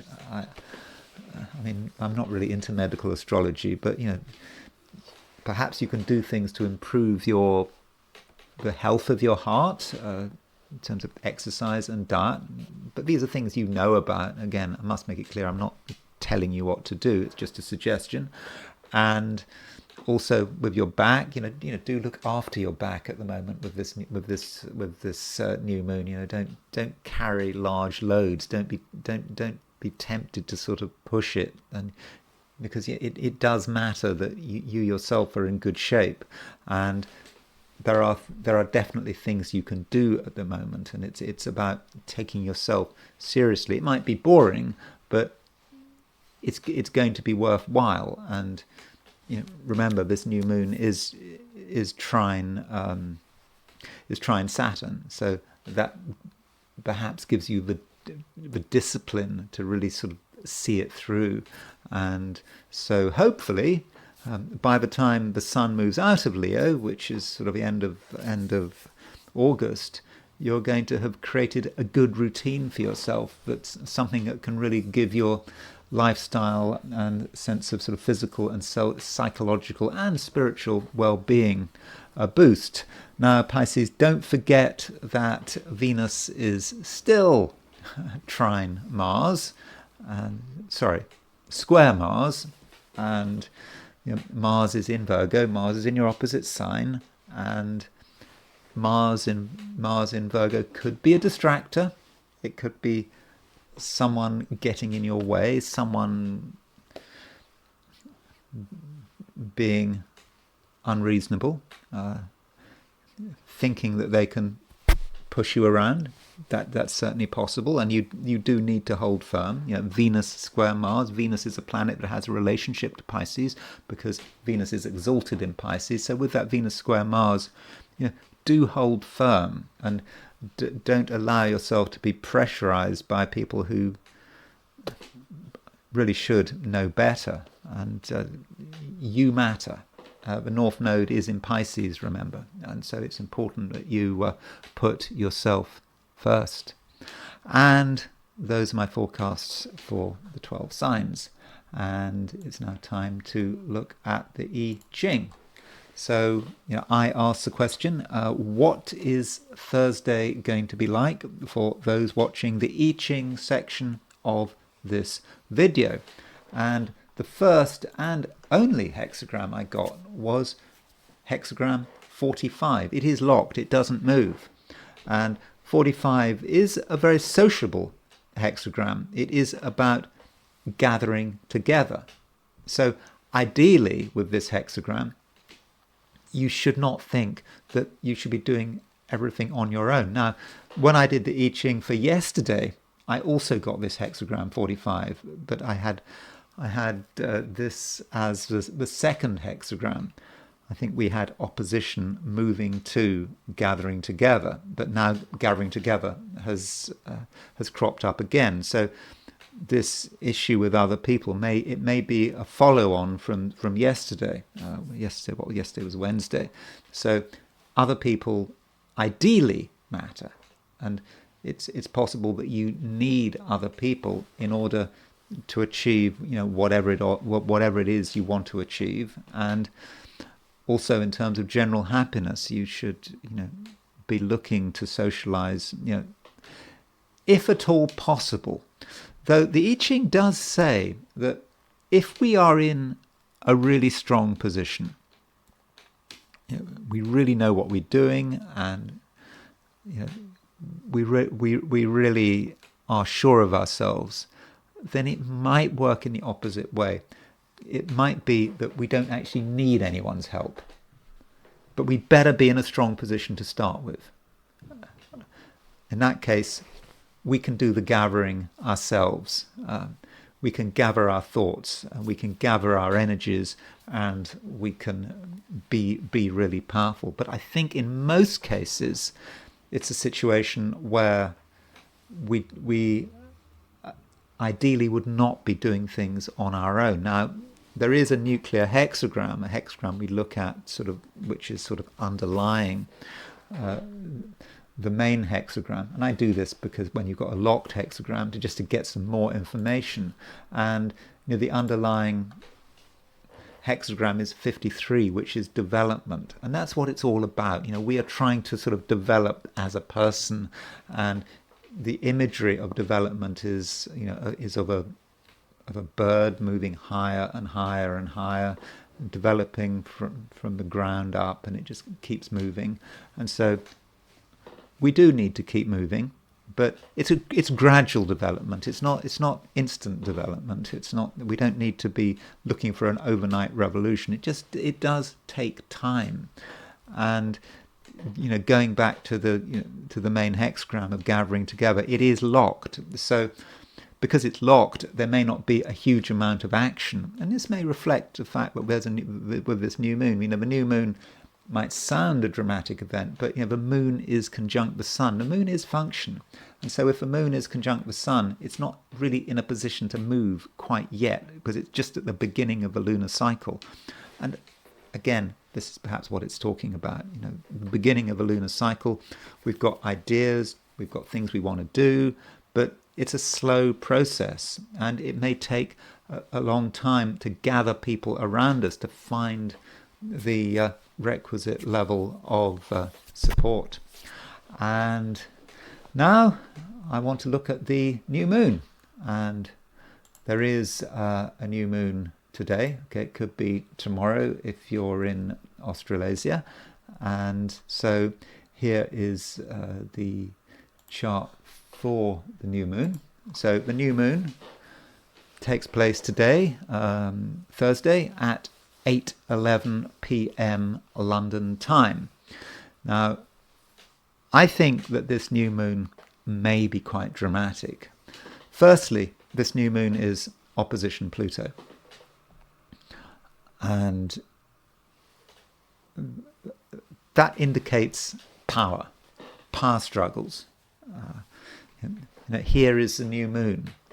This should be a new beginning. But Pluto is opposition. Now, Pluto may represent the past. Maybe a resistance to change. Remember, this new moon is in the fixed sign. New moon is in Leo. Pluto is also in a fixed sign. They're opposition one another. So, yeah, there could be huge resistance to change. Furthermore, this new moon is trine Neptune, trine Saturn. And, we've had this Saturn-Neptune conjunction. The Saturn-Neptune conjunction is really very close, and it's within a quarter of a degree, and so this new moon really picks it up. Now, it's tempting to say that this new moon is trine Saturn and Neptune, therefore it's a fortunate aspect. We can bring together the creative energies of Saturn and Neptune, and it'll all be wonderful. I'm not convinced. It's an aspect. It just means that Saturn and Neptune are going to make themselves felt. And I think as the new moon develops over the next couple of weeks, we will start to see Saturn and Neptune, and we will start to get an idea about what Saturn and Neptune is about. And so, with this new moon, it's also sextile Uranus. So this new moon, it picks up all of the outer planets. It picks up Uranus by sextile, Saturn by trine, Neptune by trine, and Pluto by opposition. So you could say that it's quite a cosmic new moon, and it reminds us that things have changed. It's often mentioned, in the comments here, but I perhaps should have emphasized it more. Is that what's happening is that with Saturn, Uranus, Neptune, and Pluto, they've all moved into positive signs. The positive signs of the fire and air signs. And so now with this new moon, we start to realize what this means. And this new moon could be about action taking place on many different levels. And it's action that a lot of people are resisting. And we're seeing what things are really like. And so I'm not convinced that this is going to necessarily be an especially easy new moon. And we also have to think about what other aspects are around at the time of a new moon. And Venus and Mars are in square. Mars is conjunct the South Node. And so you could say Mars conjunct the South Node. It's a time when people are going to be quick to take the initiative, too quick to take the initiative, because Mars is conjunct the South Node, and in the process they could cause a lot of damage because Mars is square Venus. So that's a picture of the new moon just in terms of the flat chart. If we look at the 90-degree dial, here it is, and so there's the new moon. I just want to look at what midpoints this new moon is on. So you can see with this 90-degree dial, because the 90-degree dial shows conjunctions, oppositions and squares as conjunctions. So there is the new moon conjunct Pluto. Of course it's opposition Pluto, but an opposition is shown as a conjunction on the 90-degree dial. And this new moon is on the Saturn-Uranus midpoint, and it's on the Uranus-Neptune midpoint. So there is Uranus. There's the Saturn-Neptune conjunction, and there is Uranus. So it brings together the Saturn-Neptune conjunction on one hand with Uranus on the other, because the new moon creates a symmetry between Saturn and Neptune and Uranus. So they are reflected onto one another through the new moon axis, and so Uranus in a dramatic way shows us what Saturn and Neptune is all about, and that's something that we are trying to work out. So I am again not convinced that this new moon is especially fortunate. I think it's troubling, and we shouldn't forget that the full moon coming up, the full moon is, that's a real mess. That period around the 9th of August, remember that full moon takes place very, very close to when Mercury goes stationary direct, and additionally that full moon takes place at the same time as there's a Mars-Saturn opposition. So it could still be a long, hot summer, at least in the Northern Hemisphere. And this new moon might start to sort of kick it all off. So looking at the world and different parts of the world, I mean, it's always looking at astrocartography. So here's the world, and so you see this yellow line here going through Western Africa. These are all the places where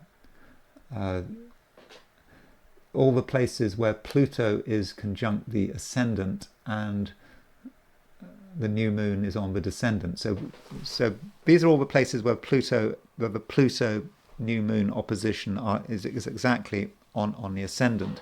So it goes through Western Africa, it goes through southern France. I think it goes through Lyon, and so Lyon might be a place to watch. And then it starts to go through Germany, and it's quite close to Berlin.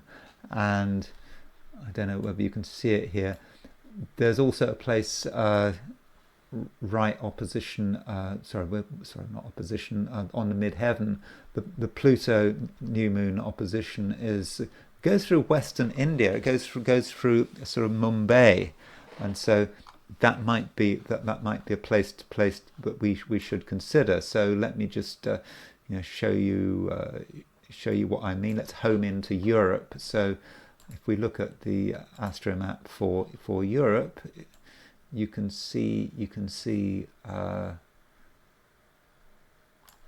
where's it gone? There's Europe. Okay, so again, there it is. There's that Pluto Sun Moon. All the places where Pluto's rising and the Sun and Moon are on the descendant. So it there's Lyon, goes through Lyon, goes through Germany, and one would think that this might have a particular impact on Germany and what's going on in Germany. As far as I know, Germany is being very belligerent. They're about to supply missiles to Ukraine, long-range missiles. So that might say something about what to expect.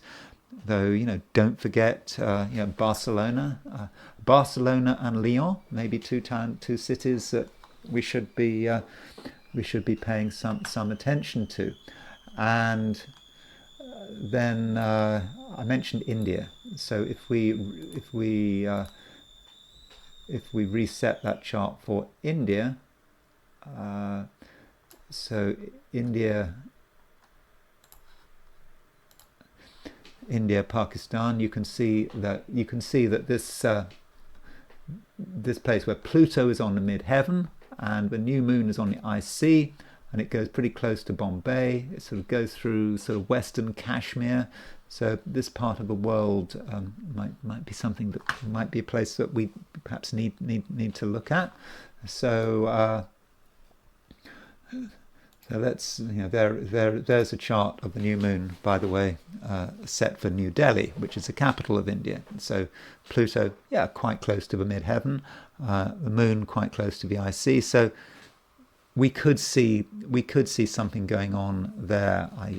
I'm not sure what. I don't know whether it's sort of connected with the conflict with Pakistan or the recent conflict with Pakistan, because this new moon on the IC, it's also going to affect Pakistan. But it might say something about internal Indian politics or something going on in Western India. And there is a chart relocated for Berlin.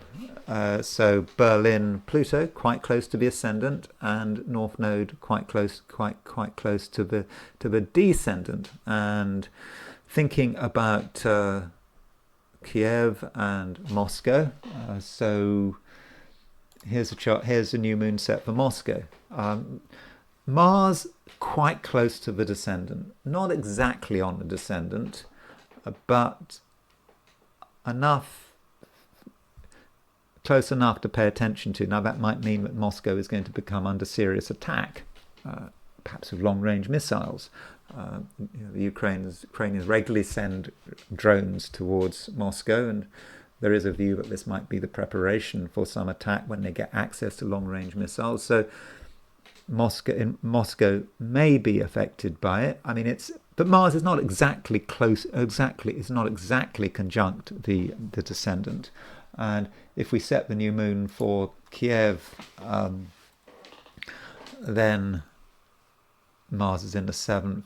Though, notice the midheaven. The midheaven in Kiev is 2145 Sagittarius. So Mars is very close to the square of the midheaven on this. So that may say something about some governmental crisis. The midheaven is about government and about Zelensky and the presidency. I will be returning to Ukraine because I do need to look at Zelensky's chart sort of later on when I look at who might be impacted by this new moon. Now, as far as the impact, I'll start with the British royal family. And with the British royal family,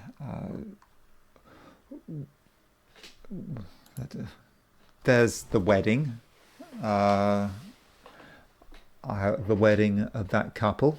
And the thing about the wedding of this couple is that Mars is at 1 degree Aquarius. So when they got married, what was it, May the 19th, 2016. And so Mars at 1 degree 15 Aquarius. So you've got this new moon is at 2 degrees 8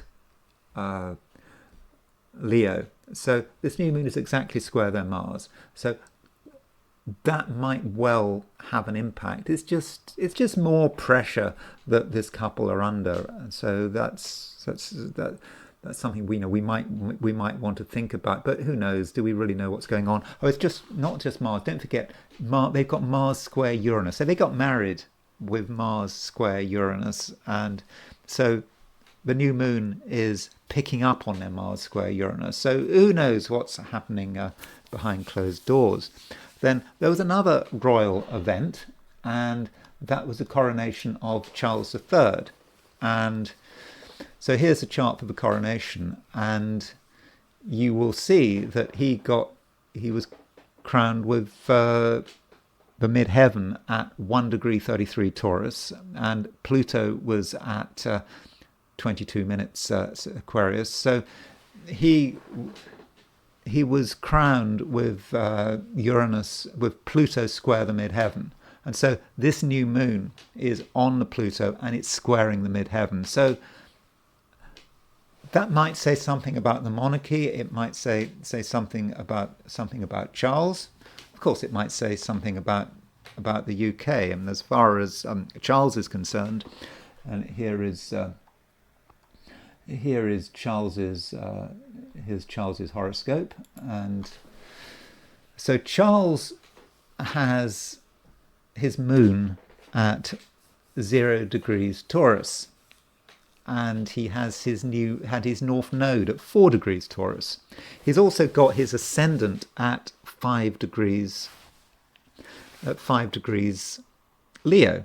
So this full moon, remember, sun and moon at 2 degrees 8 Leo, opposition Pluto is at 2 degrees 8. At 2 degrees 8 Leo is 2 degrees 8 Leo is fairly close to Charles's ascendant, and it's squaring his moon. Or to be more precise, this full moon and this new moon and Pluto is on his ascendant moon midpoint, and so that might be dramatic. We don't know what's going on. It's like with the other couple I was talking about. Who knows what's happening behind closed doors?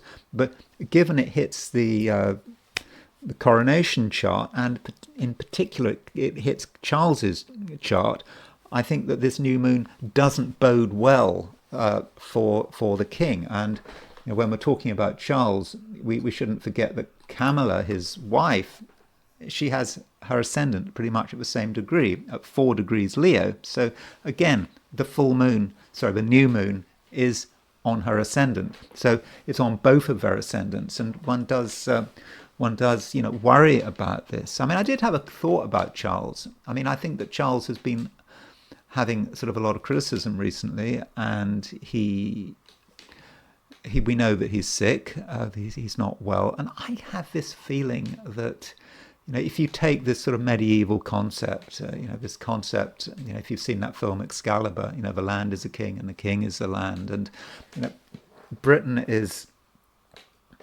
as far as I can see, Britain is sick, and Britain is in real trouble. It's not just in financial trouble, it's in moral trouble, cultural trouble. It's falling apart. And so from a medieval concept, the king is the land and the land is the king. So the king is sick, and so the land is sick. And when we see these new moons impacting Charles's chart, I'm beginning to think that Britain will continue to decline while King Charles is on the throne. I'm thinking that. I'm not saying that King William, when William becomes king, it will be any better. But I think we can say that while he's on the throne, it's going to be bad.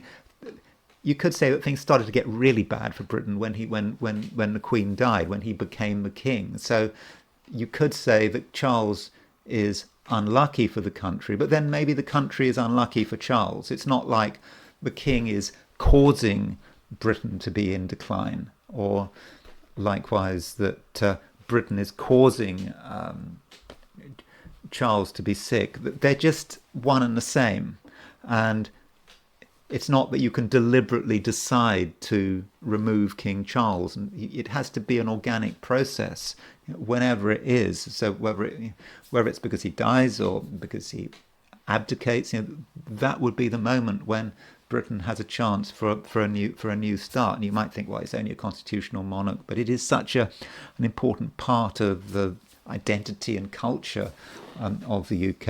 Of course, there are other alternatives. You can have a republic, but I do think that while Charles is on the throne, things aren't going to work well for the country. So, looking at some sort of other people who might be impacted by this new moon. Well, I should briefly mention the Pope, by the way. This is when the Pope got the papal mass, when he sort of put the ring on his finger. Was it Leo the 14th? And when that happened, there was a Moon-Pluto conjunction, and so this new moon is opposition the Moon-Pluto conjunction of Pope Leo the 14th. So it's possible that this new moon has some impact on his papacy. Will it be a fortunate impact? All things being equal, I'd probably say no, but the papacy may get attention for one reason or another. Now, turning to some people impacted by it, Barack Obama. Barack Obama, he's in the news. It's all very complicated with Barack Obama. It's something to do with Russiagate. Don't ask me for the details. But Barack Obama has a Mercury Black Moon Lilith conjunction in his chart, and it's sort of opposition Jupiter. And so this new moon is on Barack Obama's Mercury, and he's also got Pluto opposition his Mercury. So this may be about revelations regarding Barack Obama, or his own realizations about what is going on. But he doesn't seem to be very happy, and things are beginning to occur to him, and he doesn't seem to like it. And so we've also got true Black Moon Lilith, so it might be stuff from the past, sort of darkness from the past, and it's now coming out into the open with this new moon. And then there's the Beatles, the surviving Beatles. So the surviving Beatles are Paul McCartney and Ringo Starr, and they've got one thing in common astrologically. Well, there may be other things, but Ringo Starr. Here's Ringo's. That's Paul McCartney's chart. Let's just start with Ringo Starr's chart.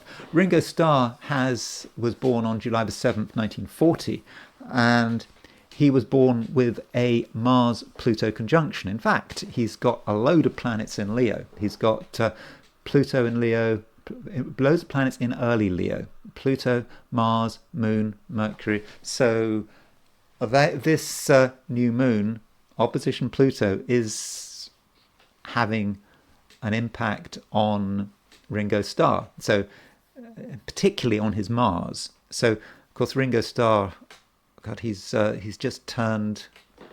How old is Ringo Starr? He's just turned 85. So Ringo Starr needs to be careful how he goes, and he needs to watch his health with this new moon on his Mars. Mars might suggest some sort of accident, or it could be a controversy. It may not be something that we ever find out about, but that's something I did notice. And then you got Paul McCartney, and Paul McCartney has his Mars at 2 degrees Leo. So Paul McCartney and Ringo Starr both have Mars-Pluto conjunctions. And so this new moon opposition Pluto hits both of them. And with Paul McCartney, he's got his, it's his Pluto. They both got Pluto opposition Pluto. And with Paul McCartney, it's around the time of his Uranus return. So Paul McCartney he's just turned 83. So when you're in your sort of around 83, 84 is when you get your Uranus return. Uranus is returning to where it was when he was born. So this year and next year. So both Paul McCartney and Ringo Starr are affected by this new moon. And I don't know what's going to happen. Both men have to be careful because their Mars is a hit. It could be controversy. It could be accidents, and both of them have to be. They just have to be careful. They have to, look after their health, and they mustn't get angry about anything. And continuing on the theme of singers, then we would have Celine Dion.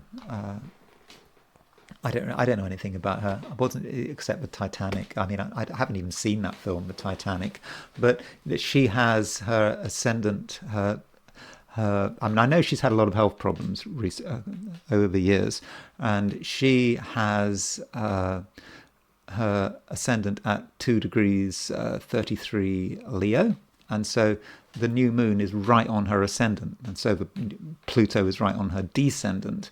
And also look at her Mars. She's got Mars at 2 degrees. She's got Mars in Taurus square her ascendant, and so that this new moon looks rather difficult for her, and that could say something about her health.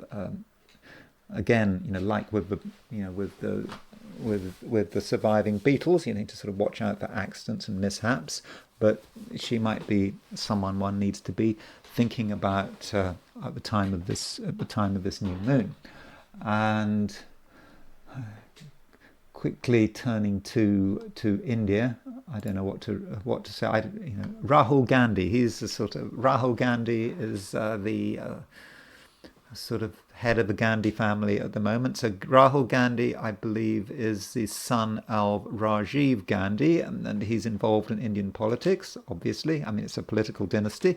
And he's got his Venus at 3 degrees Leo. So the new moon is on his Venus, and Pluto is opposition his Venus. And Venus is quite close to his midheaven. And he's got true black moon Lilith on his Venus. Now that might say something about the women in his life. Could be right to his mother or his wife, because his mother is Sonia Gandhi, isn't it? The widow of Rajiv Gandhi. But it just may say something about his political career and how he's trying to present himself. Is it going to be good or is it bad? It needn't be bad. I mean, if he wants to launch something new politically or raise his profile, then with that Venus on the midheaven and the new moon conjunct his Venus, he may be able to use that to his advantage. But I don't know anything about Indian politics. I just do have his chart, and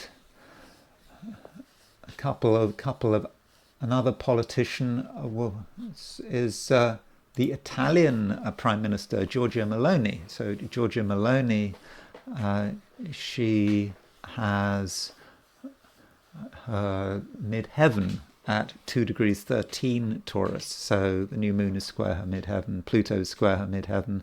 I mean, it's a tough job being Italian Prime Minister. I mean, she has obviously done very well in the sense that she's stayed Prime Minister by Italian standards for a very long period of time. And so with the new moon and Pluto square her midheaven, further pressure for her to deal with. And turning to Poland, the Polish Prime Minister Donald Tusk. Donald Tusk has a Sun-Venus conjunction in early Taurus, and he's got a T-square. He's got loads of stuff. He's got a Grand Cross. So he's got Pluto at 1 degree Scorpio, he's got the moon at 1 degree Aquarius, he's got Uranus 2 degrees Leo, he's got a Sun-Venus conjunction in early Taurus. So that Grand Cross is quite something. And then the new moon comes along. The new moon is right on his. The new moon is on his Uranus. Pluto is on his moon, and it's aspecting his Sun and his Venus and his Neptune. So I think, and midheaven. So it's a difficult time for Tusk. He's under a lot of pressure. Possibly likely has something to do with the war in the Ukraine. This war in Ukraine is certainly moving quickly. We've not just got the fact that it seems that Ukraine is about to be supplied with long-range missiles, but also in Donbass, it seems that there's a chance that Pokrovsk, is that the town? Pokrovsk could be going to be falling sooner or later. So the Russians are really starting to move in Donbass, and so things might be getting critical from a Western perspective, and so Donald Tusk might be feeling it, but it might also say something about Polish politics and how he has to deal with it. And so his position as Prime Minister, he is going to be under a lot of pressure. And then we finally have Volodymyr Zelensky, and Volodymyr Zelensky is indeed impacted by this new moon. Now, as far as what's happening with Volodymyr Zelensky, he's been getting quite a lot of criticism because there was this anti-corruption body in Ukraine, which was supposedly independent, but I think it has just lost its independence. And so Volodymyr Zelensky is really trying to impose himself and impose his will on the country.